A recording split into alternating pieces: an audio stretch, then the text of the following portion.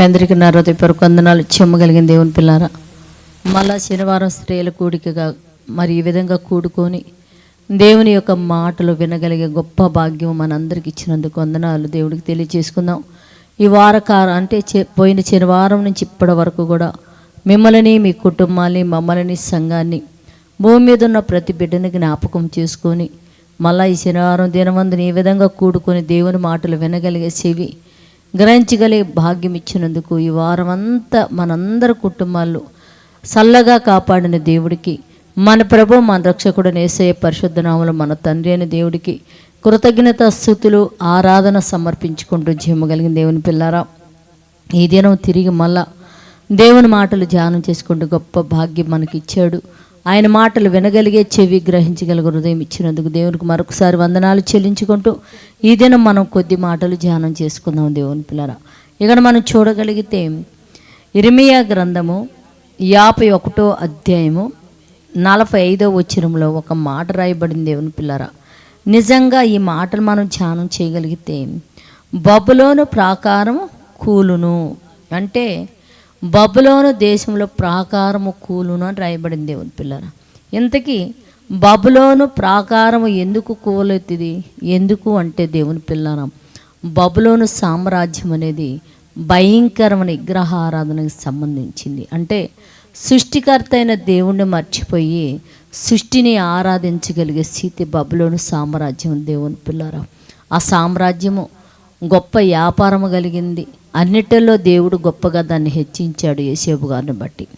అయితే యోసేపు గారిని బట్టి బబులోను సామ్రాజ్యాన్ని దేవుడు ఐగుప్తు దేశంలో ఆశీర్వదించినందుకు అది బహు గర్విష్ఠుదైపోయి దేవుని మీద, దేవుని పిల్లల మీద కూడా అది తిరుగుబాటు చేసే పరిస్థితికి ఏర్పడ్డప్పుడు ఈ బబులోను సామ్రాజ్యం గురించి మాట్లాడుతూ దేవుడు ఏమంటున్నాడంటే, బబులోను సామ్రాజ్య ప్రాకారమును కూలును గనుక నా జనులారా మీరు దానిలో ఉంచి బయటకు వెళ్ళుడి. అంటే నా ప్రజలారా, నా కోసం బ్రతుకుతున్న వారలారా, ఈ బబులోను సామ్రాజ్యంలో బబులోను నుండి మీరు బయటికి వెళ్ళుడి అని చెప్తున్నాడు. ఎందుకు?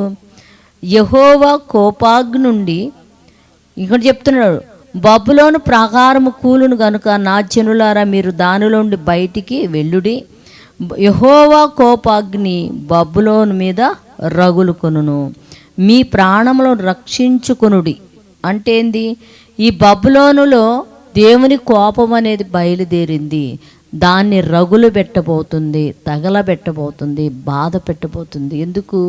వాళ్ళకి ఎంత చెప్పినా వాళ్ళు వినట్లేదు గనుక, మారట్లేదు గనుక, ఇదిగో నా మాట విని ప్రజలారా మీరు మాత్రం ఈ బబులోను నుంచి బయటికి పోండి.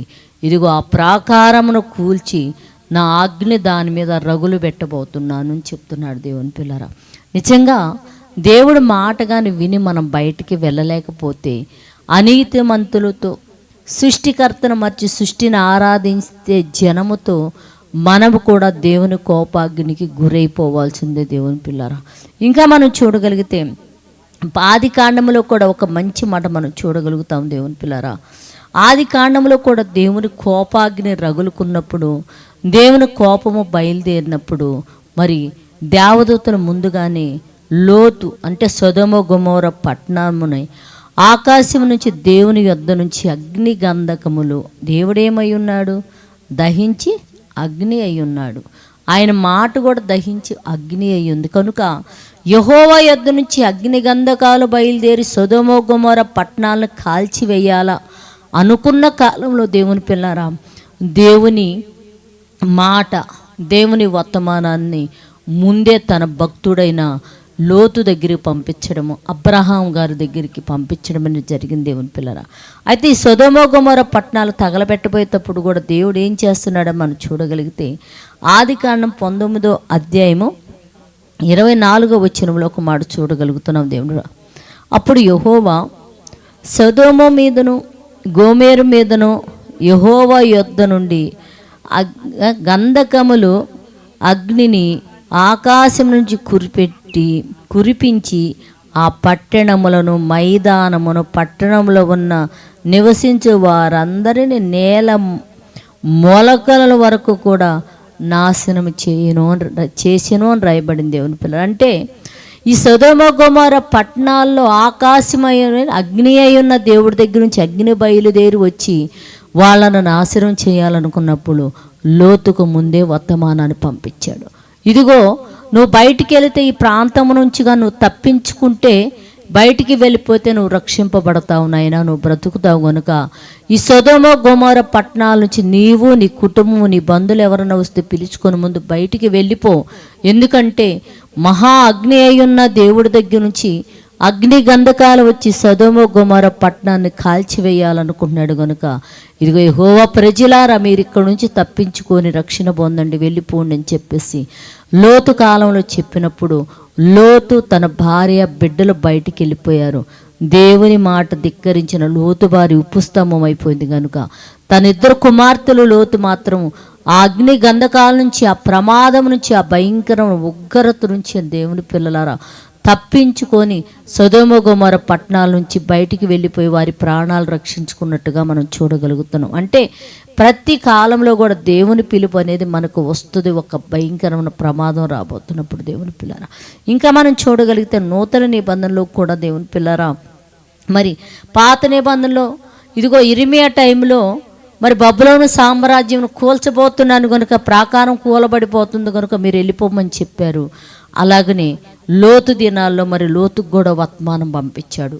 ఈనాటి కాలంలో కొత్త నిబంధన కాలంలో క్రీస్తు రాకడకు సిద్ధపడుతున్న మనకు కూడా దేవుడు ఎలాంటి వర్తమానాన్ని పంపించి ఉన్నాడు, దాచిపెట్టి ఉన్నాడు, రాసి ఉన్నాడని మనం చూడగలిగితే దేవుని పిల్లరా, పేతురు పత్రిక 2 పేతురు 3వ అధ్యాయం 10వ వచనంలో మనం చూడగలిగితే దేవుని పిల్లరా, యెహోవా యొద్ద నుంచి మరి అగ్ని గంధకాలు ఎలాగొచ్చినాయి అంటే వాళ్ళు ఊహించలా, అసలు తలసలా, ఆలోచించలా. కానీ యెహోవా యొద్ద నుంచి అగ్ని గంధకాలు వచ్చి పట్టణాలనేంది, మనుషులనేంది, నేల మొలకల వరకు కాల్చివేయను అని రాయబడింది దేవుని పిల్లరా. మరి నూతన నిబంధన కాలంలో కూడా ఇక్కడ చెప్తున్నాడు, అయితే ప్రభువు రాక దొంగ వచ్చినట్లు వచ్చును. అంటే దొంగ ఎప్పుడు మీ ఇంటికి వచ్చి కన్ను వేసి ఏవెత్తుకు వెళ్తాడు, మీకు టైం ఏమైనా చెప్తాడు దొంగ రావాలంటే? టైము, సమయము, పలాంది నేను దూసుకెళ్ళాలనుకుంటున్నానని చెప్తాడా? ఏం చెప్పడు. మనం లేని టైంలో చూస్తే ఇవాళ ఇప్పుడు చూస్తే దొంగతనాలు, కొత్త కొత్త దొంగతనాలు దేవుని పిల్లలు. ఈ మధ్యనే మాకు తెలిసిన వాళ్ళ ఇంట్లో దొంగతనం జరిగింది. ఏంటంటే వాళ్ళు అసలే పేదోళ్ళు, పాపము ఏమీ లేని పరిస్థితులు ఇంట్లో ఉంటే వాళ్ళంటే అత్త కోడలు కలిపి తాళం అంటే ఒక చాటు పెట్టుకుంటారంట. అంటే వచ్చి అత్త వచ్చేప్పుడు ఆ కోడలు ఆ తాళం వాడుకుంటుంది, మళ్ళీ కోడలు వచ్చినప్పుడు తాళం వాడుకుంటుంది. మరి ఇది ఎలా గ్రహించారో, 2 అమ్మాయిలు చక్కగా డ్రెస్సులు వేసుకొని, బురకాలు వేసుకొని చక్కగా వచ్చి ఒకళ్ళేం వాకిటి ముందు నుంచున్నారు, ఒకళ్ళేం తాళం తీసి లోపలికి వెళ్ళిపోయి బీరువా తాళము మొత్తం తీస్తే వాళ్ళకి ఏమి దొరకలా. ఈసారి ఏం చేశాడు, ఆ ఇంటి యజమానురాలు కొడుకొచ్చి వాళ్ళ అమ్మ ఏమైనా బాత్రూంలో ఉందేమో, వీళ్ళు ఏమైనా తెలిసిన వాళ్ళు ఏమోనని అమ్మా అనుకో.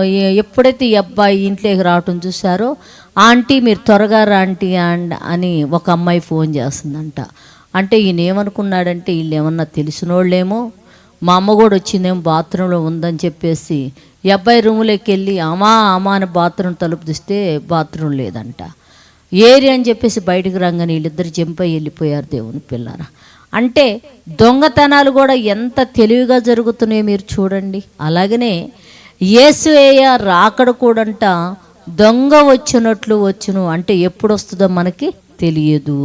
దొంగ వచ్చినట్లు వచ్చును గనుక ఆ దినమందున ఆకాశంలో మహాధ్వనితో గతించిపోవును, పంచభూతములు మిక్కటమైన ఎండ్రముతో లయమైపోను, భూమియు దాని మీదన కుచ్చుములన్నీ కాలిపోవును.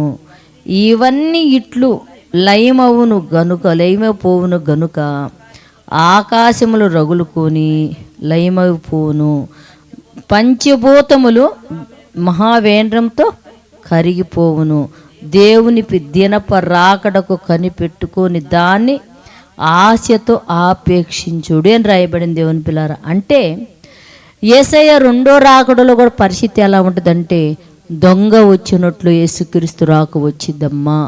కనుక ఆ రాకడ వచ్చినప్పుడు ఎలా ఉంటుందంటే భయంకరమైన ప్రమాదాలు, ఆకాశాలు రగులుకుంటే, భూమి రగిలిపోయింది, భయంకరమైన అగ్ని చేత ఈ భూమి మళ్ళా తగలబెడతాడు దేవుడు, జాగ్రత్త అని.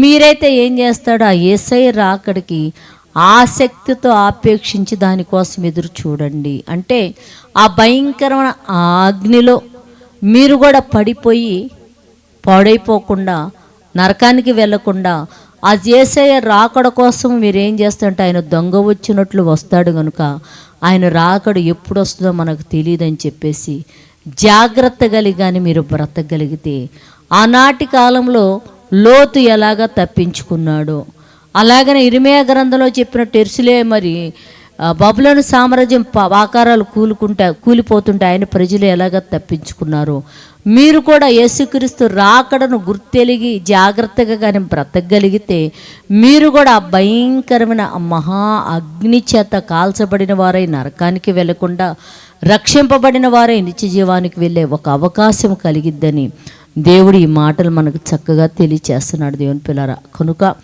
మనకు కూడా దేవుని హెచ్చరికలు వచ్చినప్పుడు భక్తి కలిగిన వారమై మన భక్తిని సరి చేసుకుంటూ విశ్వాసంలో కొనసాగుతూ యేసు రాకడకు కనిపెట్టుకొని యేసయ్య రాకడలో క్రీస్తు వలె మారి నిత్య జీవాన్ని స్వతంత్రించుకుండే వారిగా మన అందరం ఉండాలని ఈ మాటల ద్వారా దేవుడు మనకు తెలియచేశాడు. కనుక ఈ మాటలు మన హృదయంలో పెట్టుకొని చక్కగా వాక్యానుసారంగా మనం బ్రతికి మరి మన నిత్య నరకాలను తప్పించుకొని నిత్య జీవానికి వెళ్ళే వారిగా మనందరం బ్రతకాలని ప్రేమతో తెలియజేస్తూ ప్రార్థన చేసుకుందాం. పరిశుద్ధుడా, చేయగలిగిన మా పరలోకపు తండ్రి, నైనా నీ కృప కలిగిన నామానికి వందనాలు నైనా. ఇదిగో బబులోను సామ్రాజ్యం ప్రాకారం పడిపోబోతుంది. నా ప్రజలారా, ఆయన కోపాగ్ని వస్తుంది కనుక మీరు తప్పించుకొని రక్షణ పొందమని చెప్తున్నావు. లోతు దినములో సొదొమ గొమొర్రా పట్టణాలునైనా నీ దగ్గర నుంచి నైనా అగ్ని గంధకాలు వచ్చి కాల్చేటప్పుడు లోతును బయటికి తప్పించుకొని నీ ప్రాణం రక్షించుకోమని చెప్పావు నైనా. ఇదిగో క్రీస్తు రాకడ తండ్రి దొంగ వల్లే వస్తుంది, ఆ సమయం మాకు తెలియదు అంటున్నావు తండ్రి. ఆ రాకడని మేము ఆపేక్షతో ఎదురు చూసిన వారమైనైనా ఆ మహా అగ్ని గంధకాల నుంచి కూడా మేము తప్పించుకొని నిత్య జీవాన్ని పొందేవారిగా ఉండినట్టు అట్టి భాగ్యం భూమి మీద ఉన్న ప్రతి బిడ్డకి మన తండ్రి నిన్ను బ్రతిమలాడుకుంటూ, ఎంతమంది అయితే యేసుక్రీస్తు వారిని నైనా అవమానపరుస్తూ తిడుతూ వ్యతిరేకిస్తూ నైనా భయంకరంగా మాట్లాడుతున్నారు, అట్టి బిడ్డలను జ్ఞాపకం చేసుకొని నైనా వారు కూడా నీ బిడ్డలే గనుక క్షమించినైనా నిత్య నరకానికి వెళ్లకుండా నీ మాటలు వినగలిగే స్థితి గ్రహించగలరు హృదయం ఇచ్చి మారుమనసు రక్షించి నిత్య జీవానికి అట్టి బిడ్డలను జారమని అడుగుతున్నాయినా. ఈ భయంకరమైన కరోనా వ్యాధి మళ్ళా నా తండ్రి ఇదిగో దేశాలను చుట్టుముట్టుతుంది కనుక భూమి మీద నా ప్రతి బిడ్డలను కూడా తండ్రి ఈ వ్యాధి నుంచి మీరు కాపాడమని అడుగుతున్నాయినా. సకల పరిశుద్ధుని సువార్థికులను బోధకులను కాపాడండి, వాళ్ళ పరిచర్య జీవితాలు మీరు ఆశీర్వదించండి, వారికి ఏమి లోటు లేకుండా మీరు పోషించమని అడుగుతున్నా తండ్రి నైనా. ఇదిగోనైనా మమ్మల్ని పరిపాలిస్తున్న రాజకీయ నాయకులను జ్ఞాపకం చేసుకోనైనా కుళ్ళుతో కుట్రాతో దేశాన్ని దోసుకొనక నా తండ్రినైనా పేదల యందు దయా దాక్షిణము కలిగిన వారై చక్కటి పరిపాలన చేయడానికి వారికి మంచి మనసును అనుగ్రహించి సహాయం చేయమని అడుగుతున్నాయినా. ఎవరైతే అనారోగ్యంతో బాధపడుతూ ఈ మాటలేని సహాయం అడుగుతున్నారో అట్టి బిడ్డలకు సహాయం చేసి కృప చూపమని మా రక్షకుడు నీ కుమారుడిని యేసయ్య పరిశుద్ధ నామములో ప్రార్థన అడుగుతున్నాం తండ్రి, ఆమెన్. మీ అందరికీ నా హృదయపూర్వక వందనములు, ధన్యవాదాలు.